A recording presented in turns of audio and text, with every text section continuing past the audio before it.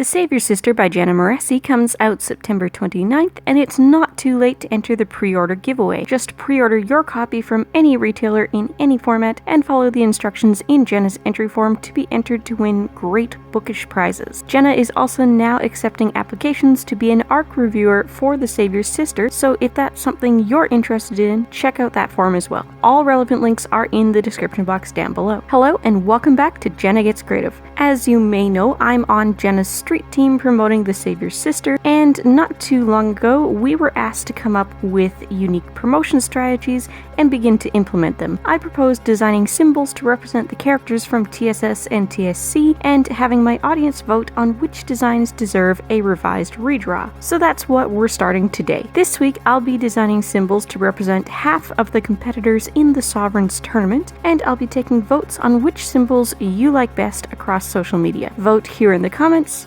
vote in the comments on my blog, vote in the comments on Instagram, vote in the poll I'll post on Twitter, any and all of those places. The two symbols that receive the most votes will go on to the revision round. The schedule for this symbol design competition thingy is as follows. Week of July 12th, competitors round 1 of 2. Week of July 26th, competitors round 2 of 2. Week of August 9th, Leila, Naomi, and the sisters. Week of August 23rd, Brontes and the Senators. Note that I won't be doing all of them. Week of September 6th, miscellaneous palace officials and servants. Week of September 20th, Top 10 Designs Revision Round. Today is round 1 of 2 designing symbols for the competitors, so I've got 10 names down for today, and the other 10 will be presented 2 weeks from now. First up, Tobias, the artist. The most obvious thing to do would be to just draw the bloody crossed handprints from the book cover, but let's add to that. I'm playing up the artist's laurel and adding a painter's palette and paintbrush. Next up, Milo, the Benevolent. We don't get to spend a lot of time with Milo, but he does seem to be quite the lovable guy. I'm designing his symbol using a dove, representing peace and purity, and a heart, representing kindness.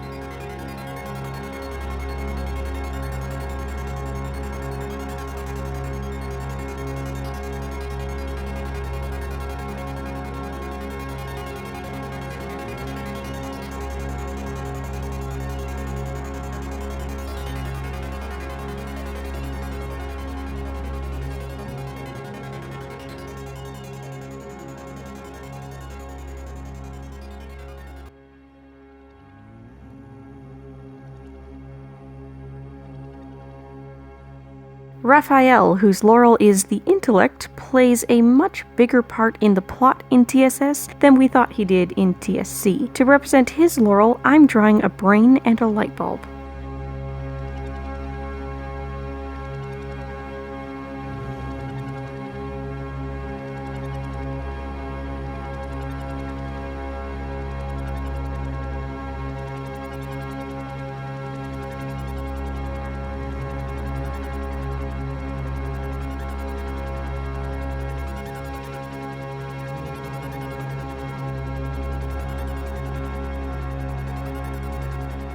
Neil, the Noble, honestly didn't make much of an impression on me after 2 reads through TSC and 1 read through TSS, so I'm going purely on his laurel. We've got a fleur-de-lis over the valknut. The fleur-de-lis can be applied to all sorts of nobility, and variants of the valknut have been used to represent chivalry.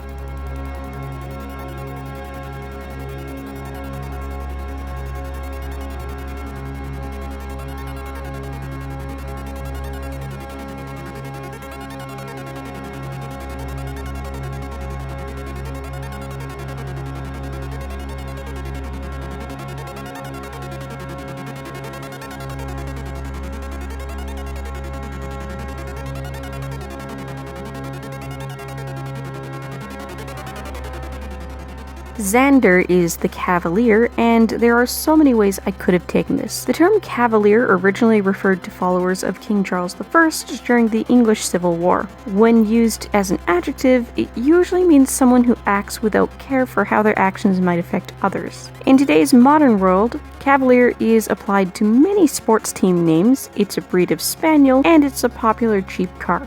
Since this character has entered the Sovereigns tournament seeking a title and power, and since entering the tournament is pretty reckless, I've decided to represent the Cavalier with a sword through a crown. Bjorn, the bear, is a beast of a man. He's big, not much bothers him, and he doesn't have much to say. I think it's quite suiting then to draw a large, lumbering bear as his symbol.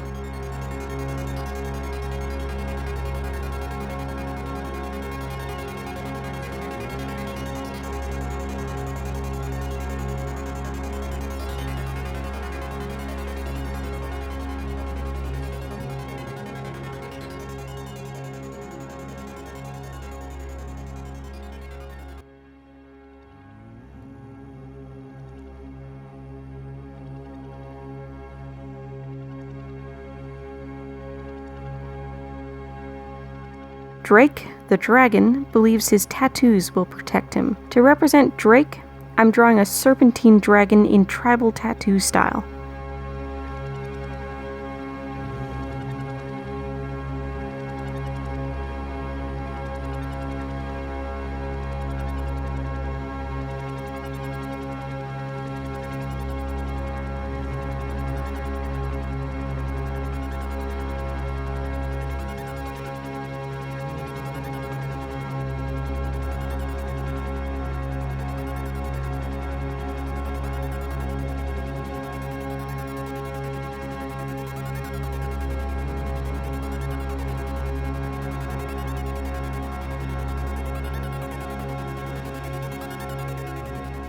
Kaleo, the shepherd, is anything but a shepherd. Nothing is known about him or his life before the tournament, but he's the single biggest reason the other competitors are dropping dead, and he keeps a tally of scars on his body to mark his kills. Kaleo's symbol is a shepherd's hook crossed against a reaper's scythe.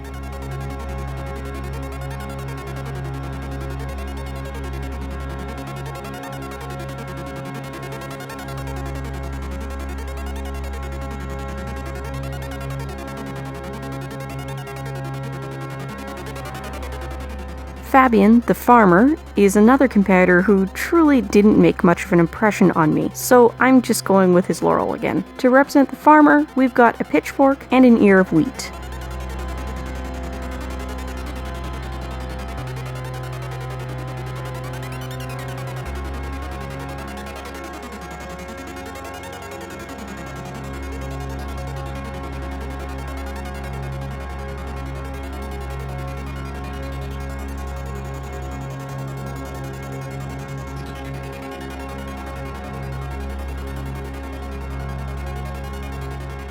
Last but not least for this round, we've got Altair, the physician, also known as the thorn in Leila's side. He's a know-it-all, and as such, it only seems fitting to give him the staff of Asclepius as his symbol. For those who aren't aware, the symbol normally used for medicine is the staff of Hermes. Although the twin snakes wrapping around a winged staff has become synonymous with the practice of medicine as far as modern symbols go, traditionally it had nothing to do with medicine. Know-it-alls today like to point out that the correct symbol should be the singular snake wrapping around a normal staff, the staff of Asclepius, as Asclepius is the god associated with health and healing. If you're looking for more to watch, I've got some suggestions up on the left side of the screen now, or if you'd like to go check out my book and writing channel, The Westvale Archives, click on my face over on the right. I upload art content here twice a week at minimum, every Tuesday and Thursday, and if you like living life creatively, whatever that means to you, I'd love to have you along for the ride. Bye guys!